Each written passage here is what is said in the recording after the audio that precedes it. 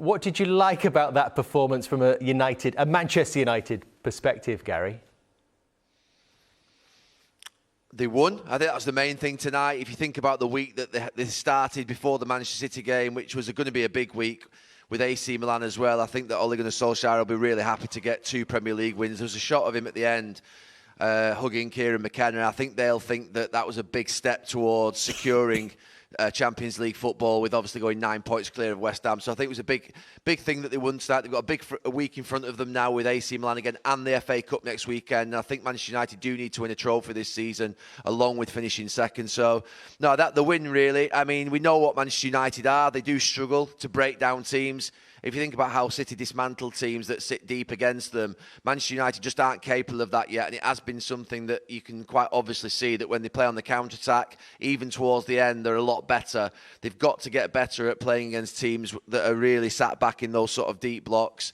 And they've got 10 behind the ball. And that's where I think the next stage of the development for Ole Gunnar Solskjaer has got to come. Because if they don't start doing that better, they won't win this Premier League, because so many teams will do that against them, as Manchester City find out. They might point to the absence of key personnel, I suppose, Gary. Cavani tonight, Pogba for a few games. How do they get better at that?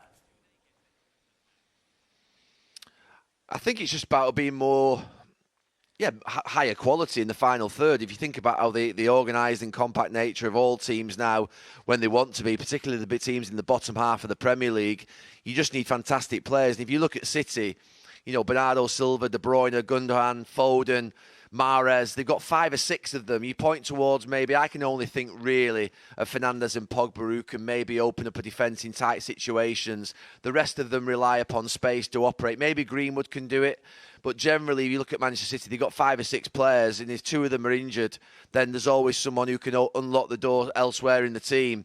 For Manchester United, if it's not Fernandes, it may be Luke Shaw's the person who's next, most likely to actually do something from an attacking point of view. So they need to improve their quality in the final third, maybe up the speed of the game a little bit and the tempo. They play too slow against teams when they actually drop off against them.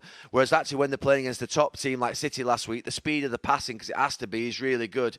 And they've got to get that into the game against teams that drop off deep and make it difficult for them. Interesting week off the pitch as well, Gary. A new technical director in Darren Fletcher and a new football director in John Murtagh. Talk even in some newspapers today about a new contract for Ole Gunnar Solskjaer on the cards. What do you make of all this? I think the appointments of John Murtagh and Darren Fletcher are internal appointments, really. I mean, John Murtagh's been at the club for 8 seasons, and Darren Fletcher obviously has known the club for a long time. And it's quite clear that the direction of the club is to go down a path of people who know the DNA and understand the DNA of the club. If you think of Nicky Butts in the club, Michael Carrick, Mike Phelan, obviously Darren Fletcher, Ole Gunnar Solskjaer. There's 5 or 6 players who've lived through the Sir Alex Ferguson era who know what it means.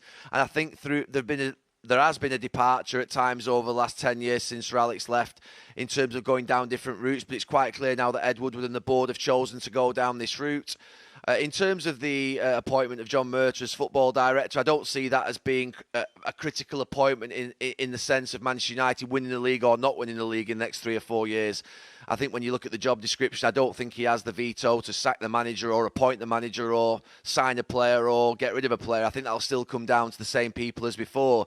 But I think obviously there is a comfort internally now with regards to the current people that are there. They're working well. I do think there has been progression since Jose Mourinho left in terms of sort of generally the performance levels, I think, are better. I think the football's better. I think the feeling in the club is better and maybe the connection to the fans. But there is still a big step up to get to the level of Manchester City. And that's the big jump that John Murtagh, Darren Fletcher, Ole Gunnar Solskjaer and the rest of the staff have to make in this next 12 to 18 months. And they'll be judged upon on the field, ultimately, what happens. But I don't see the appointments this week as being what would be massively influential in the sort of what would be outcome of the first team success in winning a Champions League or a league title.